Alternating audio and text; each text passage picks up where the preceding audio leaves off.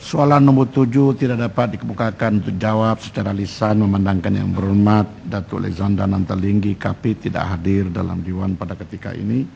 Soalan nombor 8, Yang Berhormat Tuan Gobind Singh Dio, Puchong. Terima kasih Tan Sri Speaker. Soalan saya nombor 8.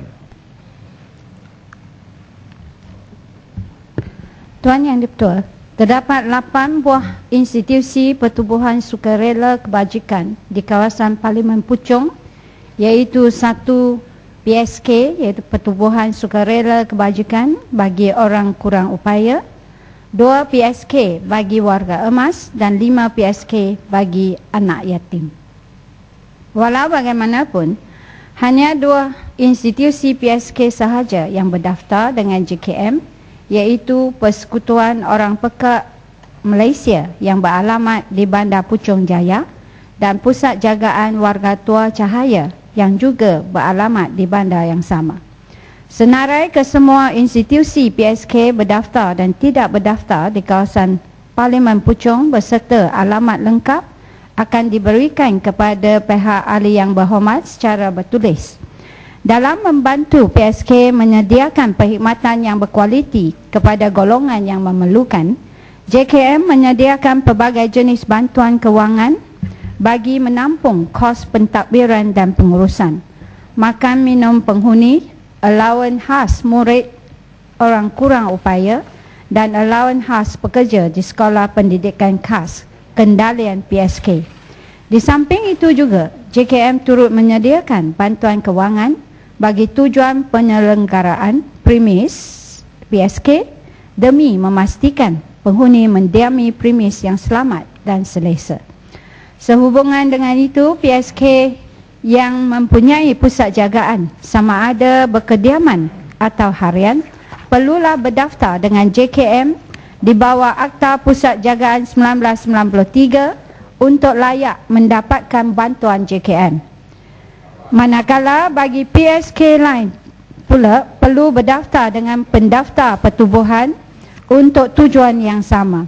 Dalam hal ini, Persekutuan Orang Pekak Malaysia yang telah berdaftar dengan JKM dan pendaftar pertubuhan telah pun menerima peruntukan kewangan sebanyak RM331,437 pada tahun 2011. Sekian. Terima kasih.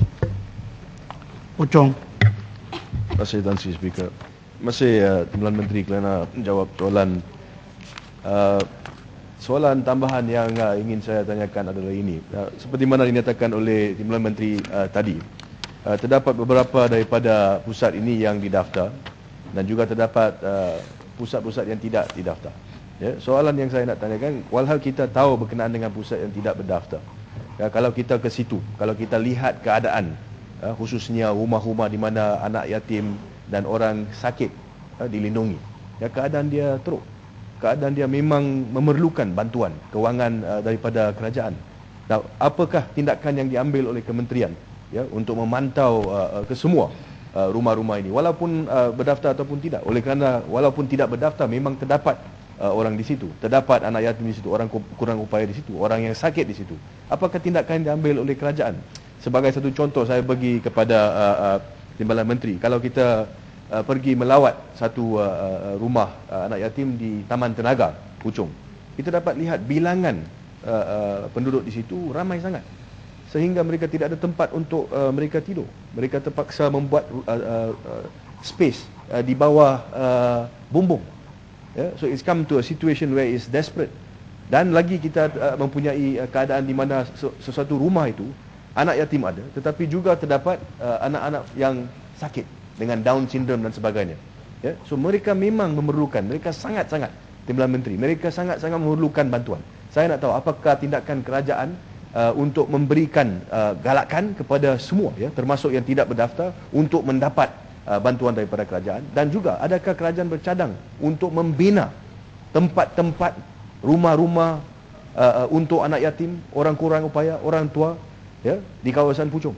Ya, kerana ini adalah satu keperluan. Terlalu ramai dan sejak sekian lama memang usaha yang dibuat adalah usaha yang dibuat oleh pihak-pihak tertentu. Saya rasa ini adalah satu tanggungjawab kepada kerajaan dan saya minta penjelasan daripada Timbalan Menteri. Terima kasih.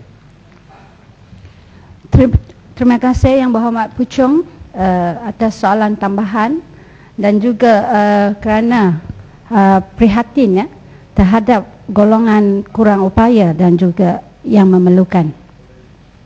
Bagi menjawab soalan ataupun isu yang telah dibangkitkan, sebenarnya bantuan JKM ataupun grant daripada JKM hanya boleh diberikan kepada PSK yang berdaftar dengan JKM.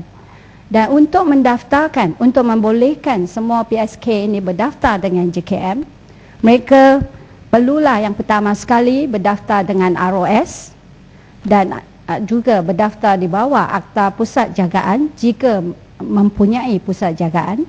Yang kedua ialah mereka perlulah memperolehi 3 permit, iaitu satu ialah daripada PBT ataupun Local Council, yang kedua adalah daripada BOMBA dan yang ketiga daripada Kementerian Kesihatan.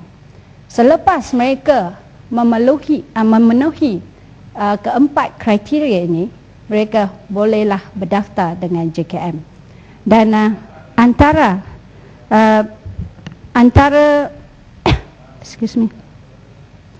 antara bantuan yang boleh dipohon oleh antara bantuan yang akan diberikan kepada pusat-pusat jagaan ini adalah seperti iaitu grant pentadbiran, grant rangsum iaitu makan minum, grant pengurusan perkhidmatan, grant pembaikan untuk membaik pulihkan bangunan, allowance khas bagi murid OKU dan juga grant pekerja. Dan bagi mengatasi masalah tentang PSK yang tidak berdaftar, kementerian ini memang kita sedar tentang perkara ini dan kita telah pun melancarkan kempen Jom Daftar bagi pusat-pusat jagaan. Dan di bawah kempen ini kita telah pun menubuhkan One Stop Center untuk membantu semua PSK yang belum lagi berdaftar untuk segera daftarkan PSK mereka. Sekian, terima kasih.